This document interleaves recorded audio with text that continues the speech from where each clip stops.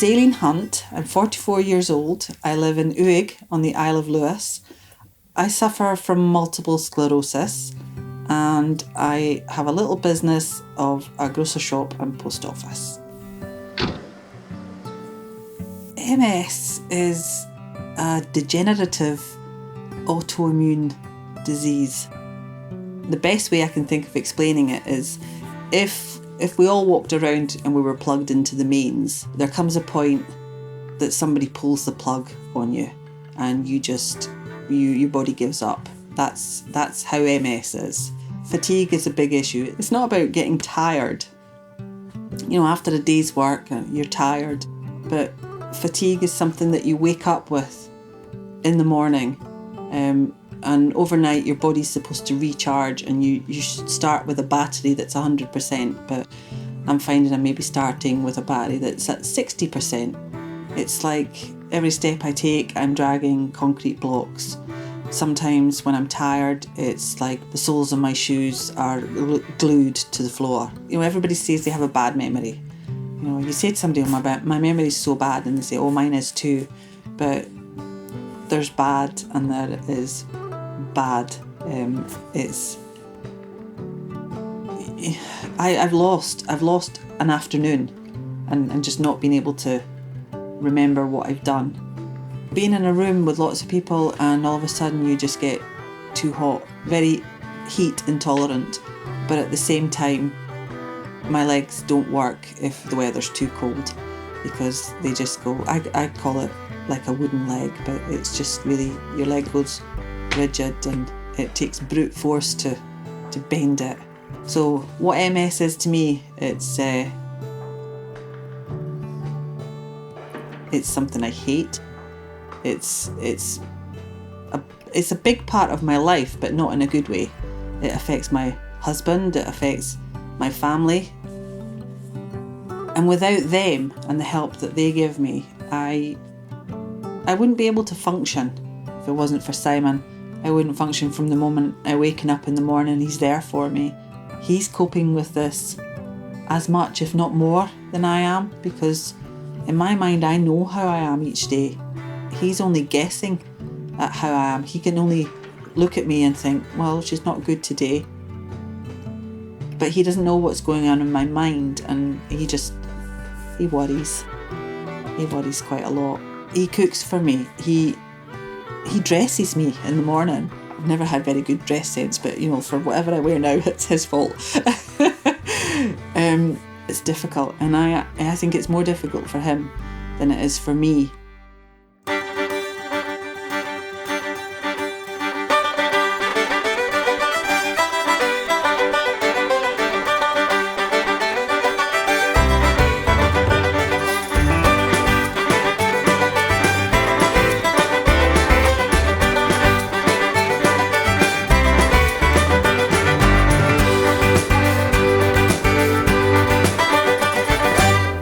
I love working in the post office because I don't have to do any physical work with my legs, because it's my legs that I struggle with.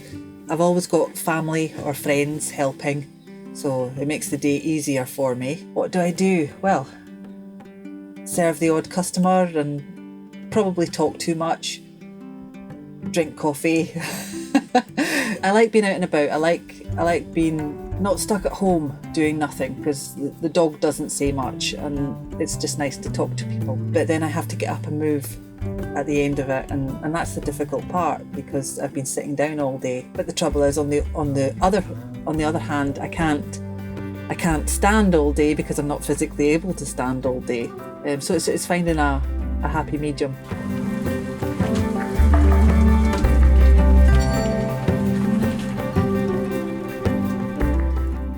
Cope for so long before you're just done. You've had enough, and I'm really sort of at that stage.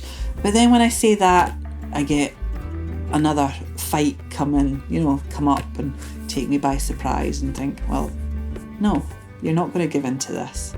HSCT is hematopoietic stem cell transplant. They take my stem cells from my blood, put them on hold, whack you with chemotherapy, eventually give you your stem cells back, and hopefully they start to rebuild a healthy immune system. The idea is that it'll halt the progression of MS.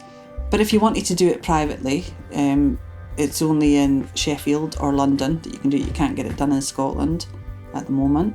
I'd been following the pages about HSCT on Facebook, and it just took a bad day, 1st of April 2017, and I was just really low.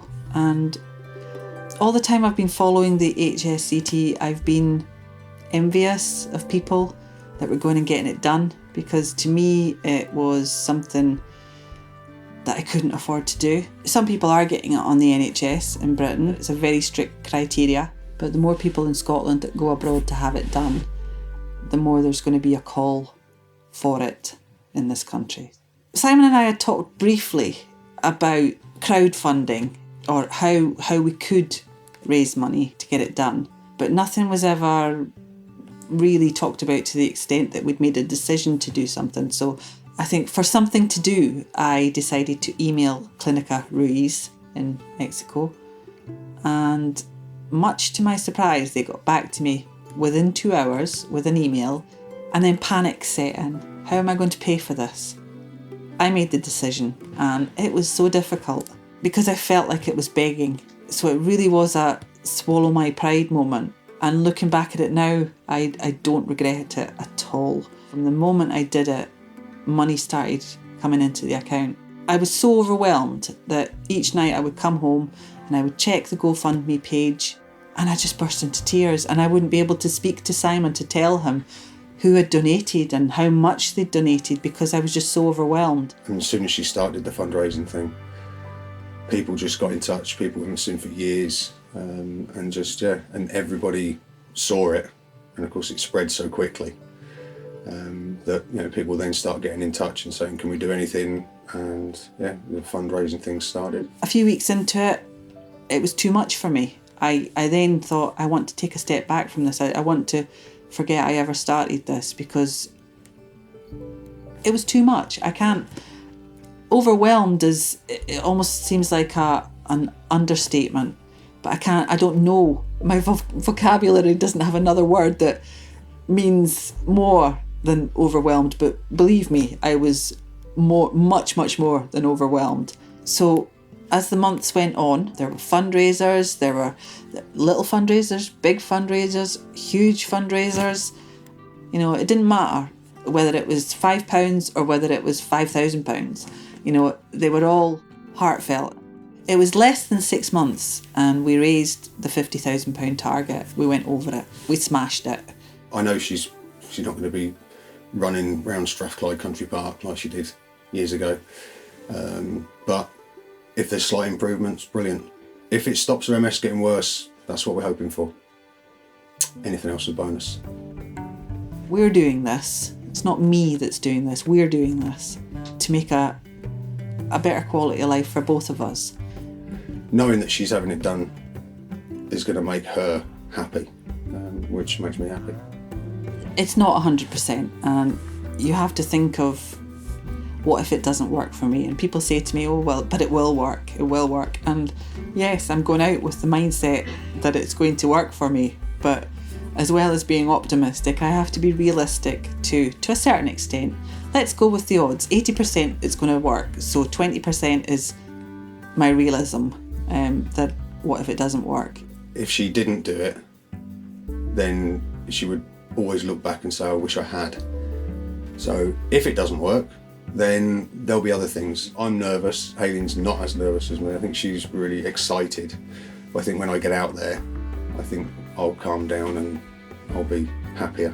And I can't wait. I'm the nerves are still there. The fear of the unknown is still there, but it's completely overshadowed by the excitement that I feel. I'm just desperate to go out and get it done now. Right, and here we are arriving at Stornoway Airport.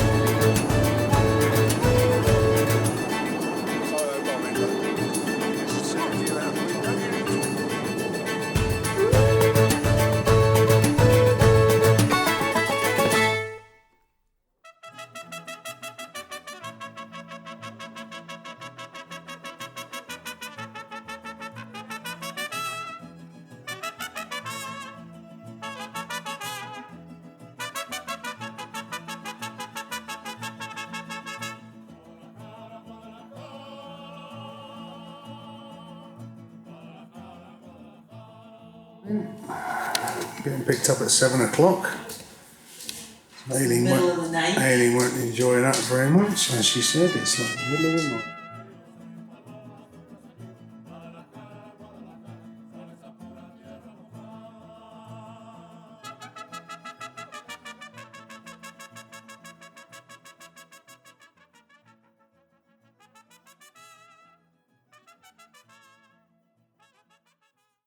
Immunosuppressive treatments is the best way to treat patients with multiple sclerosis. There are very many drugs that can be used for this purpose, but the best way to induce immunosuppression in multiple sclerosis is by doing an auto transplant.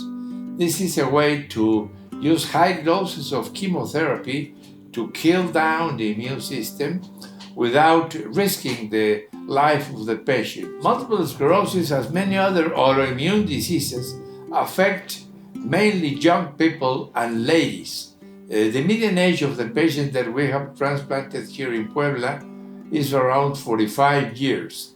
So older patients do not get the disease so as frequent as younger individuals, and ladies get the disease about twice as frequent as men. 20% of patients do not have a good response, and within that 80% subset, 40%, half of those patients stabilize their disease, which in this condition is very good, and 40% of them do improve their neurological symptoms.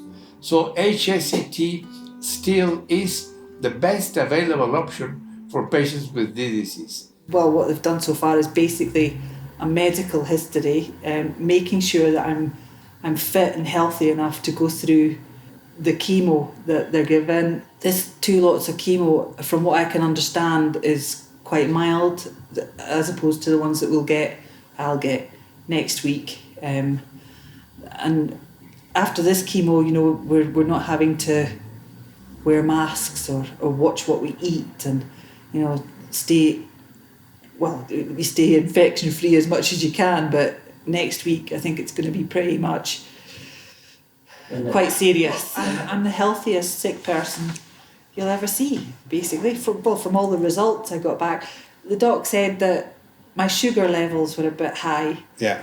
And my cholesterol. Cholesterol, wasn't it? Yeah.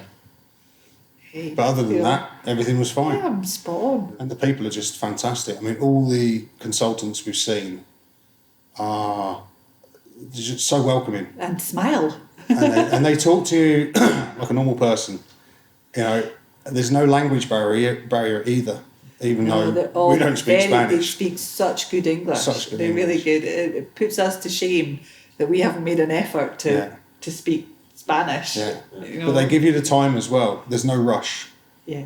You've got as much time as you want, and they ask you questions, you can ask them questions. So no, it's been one hell of a journey. Yeah.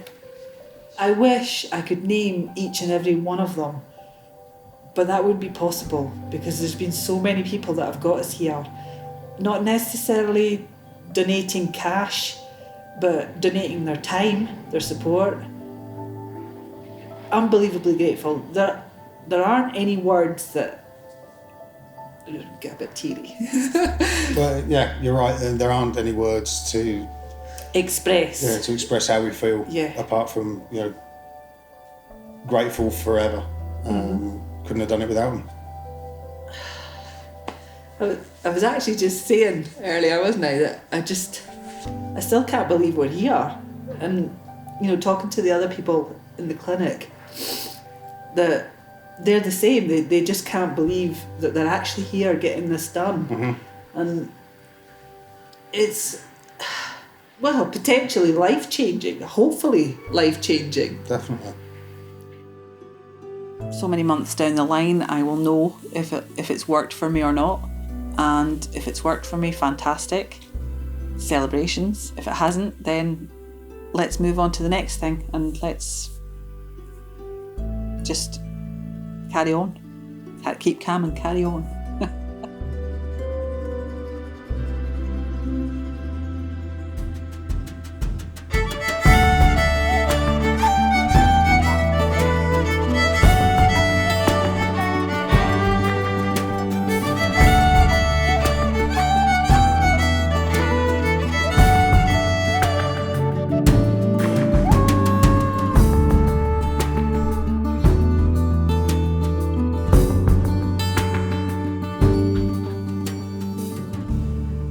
I'm living what I see as a normal life now that I couldn't do before, because before the transplant there was no future. There was no planning for things in the future. Now I'm fed up planning things. You know? That's not true. I'm not fed up. It's lovely to be able to look to the future and see it in a happy way rather than in not knowing what's going to happen. One of the first things that I noticed, even though the transplant was never going to turn my condition around, it's certainly given me my cognition back. I can think clearly. I still get stuck looking for words, but everybody does. You know, you don't have to have MS to get stuck looking for a word. But the cognition, especially with the post office part, I think a lot clearer, which is good, especially for my customers.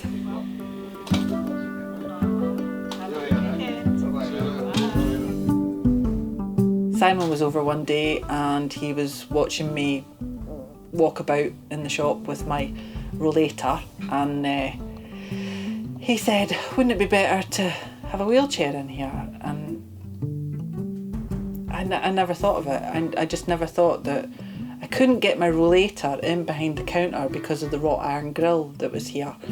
And he just said, well, you could take that away. And I've never looked back since, because now that I've got the wheelchair in here, it's great. And I can be here on my own. I can be almost independent, apart from obviously stacking shelves or brushing the floor, which June does for me. So, yeah.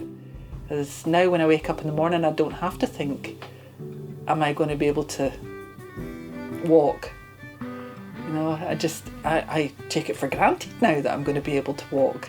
I can probably count on one hand the amount of times that my sister or family have had to help me get into the car since I came back from Mexico. And that's 2 years, you know, so whereas before it was every day. And that is the huge difference.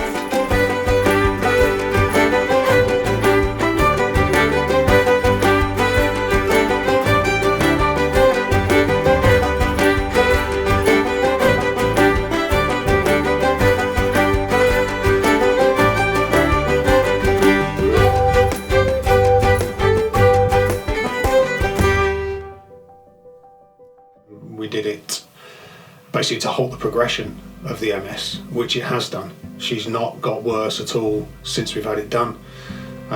She had minor improvements, sort of sensation in her feet came back, which, you know, when you can move your toes, helps you balance. So that made a big difference for her. 2 years ago, yeah, if you said 6 years ago, what would you tell yourself? I'd say get on and do it now. Aileen spent 2-3 years looking into it before we did it. And so, you know, there might have been, her legs might have not been quite as bad as they are at the moment had we got it done sooner. But yeah, she's fine as she is. Aileen and myself have been married for 25 years.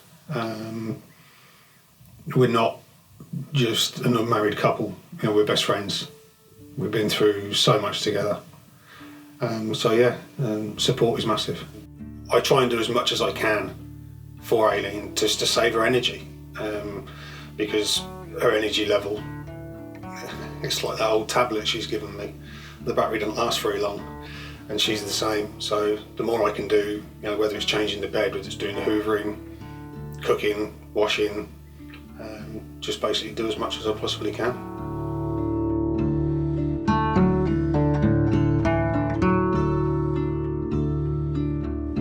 In the last 2 years since the transplant, I should have been 6 months in recovery. I was back to work in 3 months. I saw a little bit of improvement in my balance, my strength, my fatigue. I completely lost my intolerance to heat. I can sit out in the sun now, and I couldn't do that before the transplant. I haven't actually been back to my neurologist, so I haven't had an MRI to say for sure that I've had no progression, but there's nobody knows your body better than yourself, and I can definitely say I am not getting worse. A lot of my disability it happened in the 2 years before the transplant. I did get a lot worse in those 2 years, so if I could tell myself something, then it would have been to get it, don't be afraid, get it done sooner. But obviously sometimes being afraid is good, because you don't jump into things. So, but definitely, now knowing what I know now, I would tell my 2018 self, I should have got it done sooner. I'm too far into the condition, really. I've had it too long to see any huge improvements, but the improvements I've had have allowed me just to have a better outlook on life. I saw no future for me, for my relationship with Simon. It was already taking its toll. So having the transplant, I'll always remember that Dr. Ruiz said that recovery is 30% positivity, and I've been nothing but positive. I don't even think about what if I get worse anymore, which was a question that I asked myself every day, and Simon no doubt probably asked himself that as well. What happens if I get worse? I'm not getting worse.